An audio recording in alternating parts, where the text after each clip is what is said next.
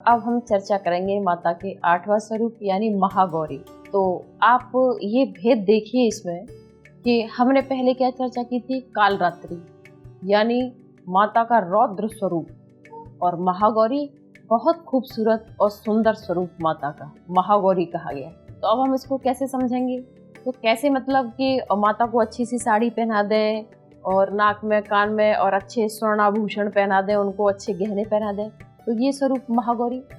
तो भौतिक स्वरूप हम कह सकते हैं कि हम बाहर से अगर ऐसा करते हैं तो वो भौतिक स्वरूप है, लेकिन उसका खूबसूरत स्वरूप क्या है इसके बारे में हम जानने की कोशिश करेंगे। तो आइए मैं थोड़ा सा आपको प्रकृति के दर्शन कराती हूँ और मैं बताती हूँ कि माँ का एक खूबसूरत स्वरूप महागौरी क्यों कहा गया है। आप कभी जंगल गए हैं? निश्चित रूप से गए होंगे कभी ना कभी। तो आप जंगल जब जाते हैं तो आप देखेंगे कल कल करती हुई नदियाँ, कितनी प्यारी आवाज आती है बिना संगीत के। वहाँ कोई इंस्ट्रूमेंट नहीं होता है कि कोई बजा रहा है तो आवाज आ रही है। आप बैठिए एक बार झरनों के पास में, आपको इतना अच्छा लगेगा जब आप जंगलों की सैर करने जाएंगे। किसी पहाड़ को देखिए, किसी पर्वत को देखिए, कितने खूबसूरती अपने आप में समेटे हुए होते हैं वो लोग। तो दिखाई देता है कि प्रकृति का स्वरूप कितना सुंदर। वही तो माँ का स्वरूप है जिसे हम बिगाड़ देते हैं अपने कुकृत्यों के द्वारा।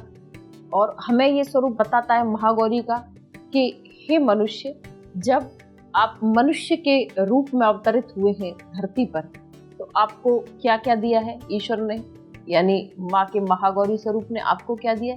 जैसी वो स्वयं खूबसूरत है, जैसी वो स्वयं सुंदर है, वैसे ही मनुष्य को बनाया। अब हम थोड़ी सी मनुष्य के स्वरूप की चर्चा मैं आपको थोड़ा सा समझाऊंगी कि जब हम प्रकृति के जब दर्शन करते हैं, प्रकृति को जब हम देखते हैं, सुंदर पौधों को, सुंदर फूलों को, कौन उनमें रंग भर के जाता है, कौन तरह तरह के रंग उनमें भर देता है।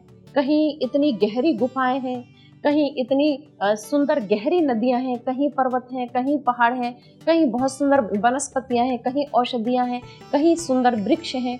आप कभी अगर गए हैं तो मथुरा में एक वन है, तो उस वन को देखने के लिए दूर दूर से लोग आते हैं। उस वन की विशेषता ये है कि वहाँ के वृक्ष जो हैं ऊपर की ओर नहीं बढ़ते हैं, वो नीचे की ओर बढ़ते हैं। बहुत सुंदर वन है वो। तो कहा जाता है कि वहाँ पर कृष्ण के टाइम में कृष्ण जी जाया करते थे, तो लोग वहाँ पर यही देखने आते हैं। तो ये प्रकृति की खूबसूरती है। आपको एक से एक सुंदर प्रकृति में सुंदर चीजें देखने को मिलेंगी। जब कभी डिस्कवरी चैनल पे आप जाएं तो आप देखेंगे जब मछलियों के प्रकार दिखाए जाते हैं कि कितने प्रकार की मछलियां होती हैं, तो वो दृश्य इतना अद्भुत दृश्य होता है। उस दिन मैं देख रही थी डिस्कवरी पे, इतनी प्यारी सुंदर रंग बिरंगी मछलियां, और जो मछलियां जैसी लग भी नहीं रही थी, लग रहा था कोई औषधि है, कोई पेड़ है, वो वैसी आकृति की मछलियां।